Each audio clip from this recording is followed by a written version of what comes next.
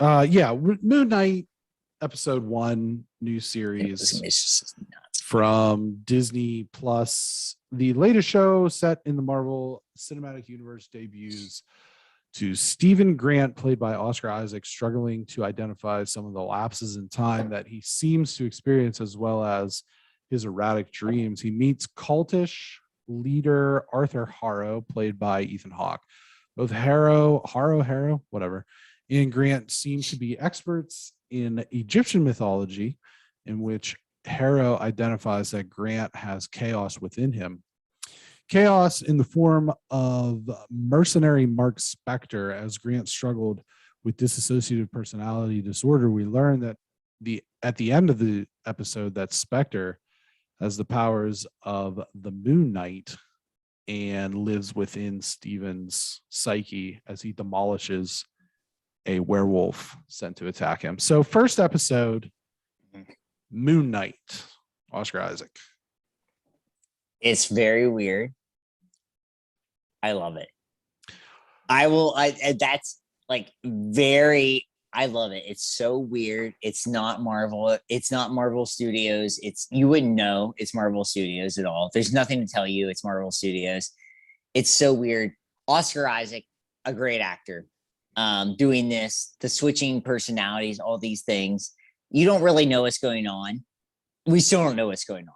Like, we have an idea of that. Obviously, he has the powers of the Moon Knight, but I really, really like this episode, and it makes me more excited for what's going to happen, because I think it's Marvel trying to dissociate itself from the Avengers. Itself. And I say the Avengers because that's obviously the most important thing in the Marvel Studios, not the Marvel comic books, but the Marvel Studios is the Avengers. And it's like, we are trying to get ourselves away from this in some way, because we can't just be Tony Stark. We can't just be, Captain America. We can't be all these characters that everyone loves. We have to be something different. And this is what this is. And I really like it. It was, in leading up to the premiere, it's something that both Oscar Isaac and Ethan Hawke both said that drew them to the project, was that it's so unassociated with everything else in the MCU. Yeah. And there's not a mention of, because the first several shows and even a lot of the movies in Phase 4, like you have the Eternals, which is a new thing, and they're making jokes about, Captain Rogers and Tony Stark. You have Shang-Chi, which was a perfectly fine movie, but getting cameos from Wong and Abomination and end credit scene with Captain Marvel and Bruce Banner. You have Spider-Man, obviously, with Doctor Strange. Like, everything's folding in on it to itself. And this kind of standing away from it is what has me really excited for this show. Me too. Because A, I don't know a lot about the character. B, he's got a really cool look to him. C, this seems like almost like a psychological thriller.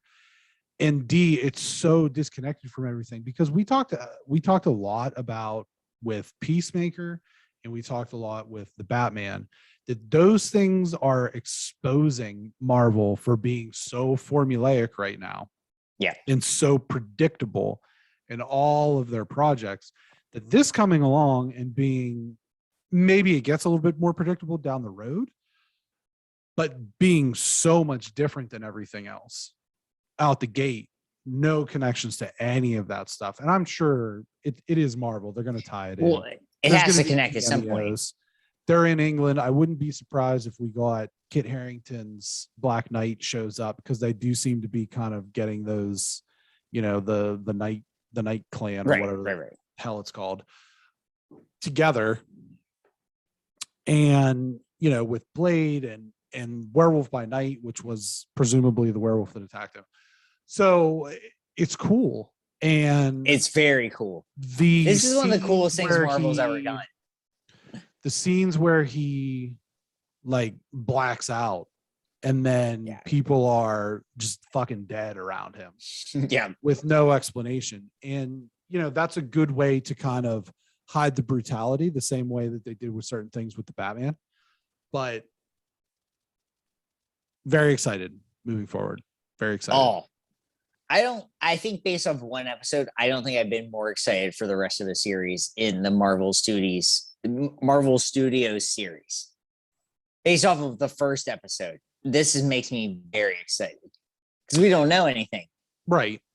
Yeah. There's there's so much unknown because this character's so like,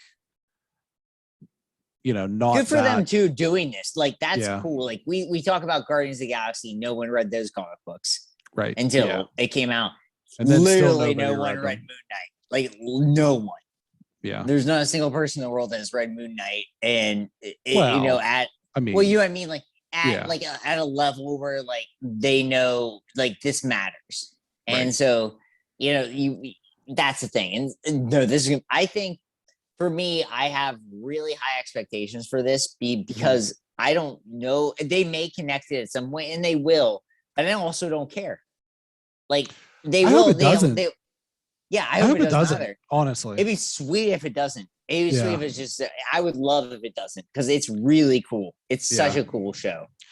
And I think that probably tells you exactly what you need to know about Marvel right now. Yeah. Which we have agreed on. It's just it's in a bad place right now. I don't know if it's in a bad place, especially coming off Spider-Man heading into Doctor Strange. Well, it's not in the place it should be. It's not. I think. It's not interesting. It's not. And it's not interesting. I think that I'll say what I said when we did the MCU in review. They should have ended it after Endgame. It should have just been it. It's one of those things where like I don't disagree with you on that, but you have to keep doing it. Yeah. Because money, cream. Yeah. Cash rolls everything around me. So it's one of those things. So Moon Knight every Wednesday. Moving on.